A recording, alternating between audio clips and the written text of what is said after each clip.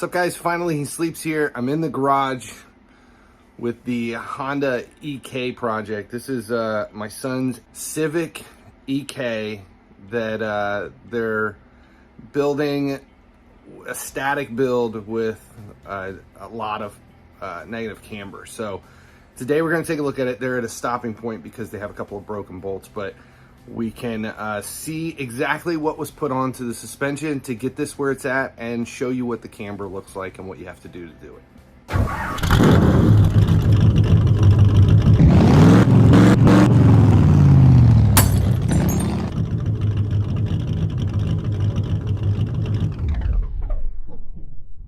All right, here's what we're talking about. If you can see how the wheels are cambered out, that is the look that they prefer.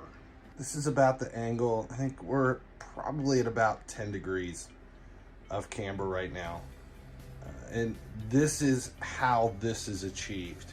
So here we are on the other side. There's a set of BC Racing Extreme Lows in, which is where the lowered comes from, but it also has a set of aftermarket 40K springs. Now, what you talk about with 40K, it's the compression rate on the springs. So these things are so stiff, the car doesn't move. It's static, so it doesn't give any. There's no play here at the fender, so that you can run a wheel really close. The tire can be really close to the top, or you can get the lip on the wheel really close, like we're doing with this car, because the car is so stiff.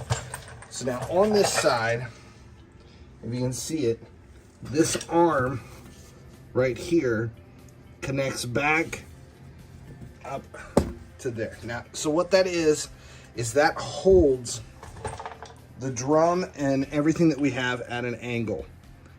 If you adjust this and make it shorter, it basically pulls the top of the wheel back and gives you camber. That's the basic concept and setup. So this is the stock arm, the upper arm that connects. This is an aftermarket arm. So if you can see the difference in length between the two, so that as it connects, it actually pulls the top of the wheel back. Now, what's even better is this one is an adjustable camber arm, so you can roll out both sides. The nut is locked on the top, but it basically, the top comes out, the bottom comes out, and then you lock this in where you want to hold it to adjust the length, so that you can add or remove camber to the wheel. That's how you do the rear. Depending on your model of car, see, this is an adjustable rear tow arm. It's the same thing, it's an adjustable one, so you can basically loosen it and increase or decrease the length. This model EK, though, actually does not use adjustable control arms, lower control arms in the back. But in the front, this is how camber is achieved in the front. These are a set of adjustable upper control arms. Basically, it replaces the stock control arm in the front, and it has an adjustable plate so that you can shift and push the wheel. The extreme camber that they're running on this car, I think these are going to have to be modified to get the camber to match, so that the same is in the front and the rear, but that will be another video completely. This is how you actually do it to get the camber to start the look. For this one, we're also swapping out lower control arms in the front with a shorter, actually this is a longer lower control arm to push the camber even further.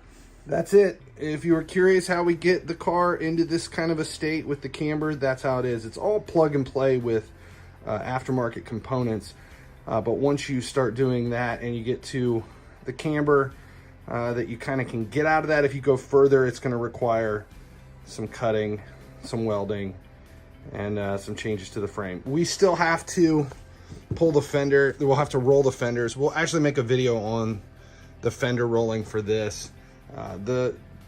Pretty much for this car, The steps are going to be to get the suspension and set up exactly how we want it, and then the body work will get finished. We have new fenders for it. We don't even think we're going to need fender flares on this thing if we can roll and pull the fenders far enough to get the wheel seated the way we want it on both sides and in the front. And then the next thing will be wrap. But EK project as it stands. He sleeps. Thanks a lot for hanging out. If you like these kind of crazy builds, make sure you subscribe here at the channel. Turn on notifications so you never miss when anything goes live. As long as you keep watching, I'll keep making videos. Appreciate you guys supporting the channel. Thanks for watching the video. If you're looking for more car related content, make sure you subscribe here on the GearHeads channel.